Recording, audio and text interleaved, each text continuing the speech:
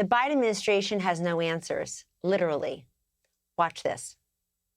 Some illegal border crossers are being given court dates in 2031. What are they supposed to do here for 7 years? Again, that's a better question put to the DHS. I'm not in a position to talk about specific cases like that. The president believes that we've got to do better at immigration, and he's willing to talk and negotiate with members of Congress about immigration policy just as well as he is about border security. Biden and Harris can't get to the border, but Sara Carter is on location in Eagle Pass, Texas, the site of some of the worst illegal immigration. She joins us now, along with former senior advisor to President Trump, Stephen Miller. Welcome to both of you. Sara, you heard the report from Bill Malugin. Hi. You heard the report from Bill Malugin. Walk us through what you're seeing in Eagle Pass, and why is it one of the worst places right now for illegal immigration?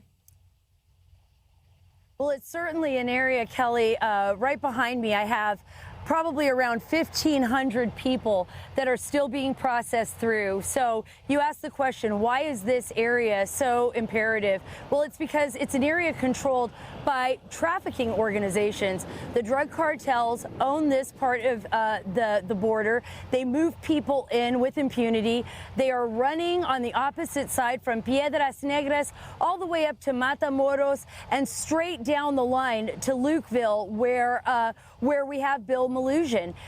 They utilize this area to move through because it's easier for them. They also know that Border Patrol is going to be processing the people that they are pushing through. This is what's so incredible. It's as if the Biden administration is aiding and abetting the drug cartels and the human traffickers. It's like they're working in sync. And we've seen it all day, Kelly. I've been watching busloads of migrants, illegal immigrants, come in, and then they've been pushing them out and sending them out on private buses to other parts of the state, where they will then push them out into airplanes. Some of them are private. Some of them are commercial aircraft like Delta, American Airlines. We've seen that all online, where they take them out and they fly them out to cities like Philadelphia. I think the biggest concern right now is the special interest aliens as well. These special interest aliens that are coming from Mali, from Senegal, from Bangladesh, from other areas of the world like Sierra Leone are not being properly vetted. They are coming into the country and they are being set free. And even if we run background checks on them, Kelly, if they pass a background check in the United States, which they more than likely will, they'll be let go.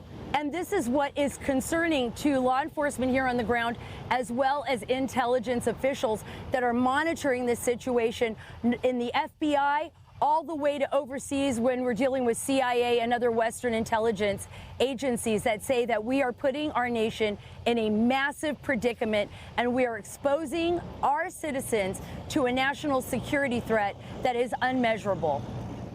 Sara, it really is incredible, and you can find your way there, but Joe Biden and his border czar, Kamala Harris, somehow can't. And Stephen Miller, I wonder why that is. I mean, clearly, President Biden has great political risk here. If he doesn't have the compassion, if he doesn't have the guts and the courage and the strength as our commander-in-chief and our president, can he actually look at what a liability this is for his election, since the Democrats seem to care most about that? And Kamala Harris, too. I mean, Stephen, you remember when we were in the White House together, Kamala Harris and 8 or 9 other Democrats running for president in 2019 went to a teenage migrant facility in Homestead, Florida. And this is what they do. They preen, they pander, they pretend to care about people while they're running for president. And Kamala Harris went down to Homestead, Florida. I'm going to call for the tweet that she put up after that in June of 2019 so we can say it. She said, "I went to the Homestead Detention Center to see firsthand the horror of Trump's family separation policy and was denied entry. Under the Harris administration, I will end all for-profit detention centers and ensure kids are where they belong with their families." She can't go down to the southern border now for some unknown reason. When she went, she wasn't even close to the border. She was in Texas. But, Stephen, I mean, I'm wondering about the political implications, and I want you to also tell us, what can a president do, a different president and vice president, in the first days or weeks or months of a new administration that actually would make a difference for what Bill and Sara are seeing and reporting? Well, let me start with the point about kids to show how shameless and remorseless this administration is.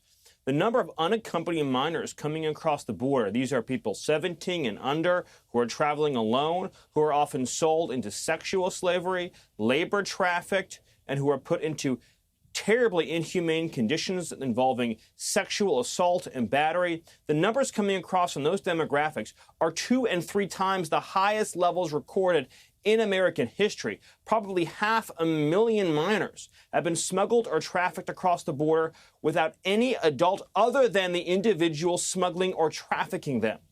Those individuals now, by the tens of thousands, are completely lost, gone, and missing. That is a moral stain on the conscience of this country for which Joe Biden and Kamala Harris are 100% solely responsible. As for the political risk, it is enormous, but it does require the Republican Party to get in the game and do its job, to be on top of this every hour of every day of every week with the moral urgency this situation demands. Now, you and I were there when President Trump secured the border.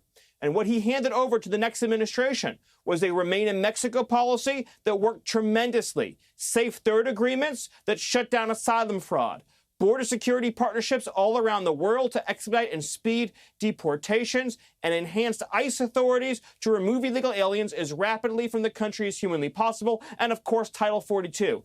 These policies together sealed that border shut tighter than a submarine hatch. Joe Biden demolished every single one of those policies by choice, by deliberate design, to mass resettle and release millions of illegal aliens into this country. On day one, a future president, as President Trump has said he would, you put back in place every single one of those policies, and then you begin the process of removing every single person that Joe Biden illegally allowed into this country. That is how you seal it shut again.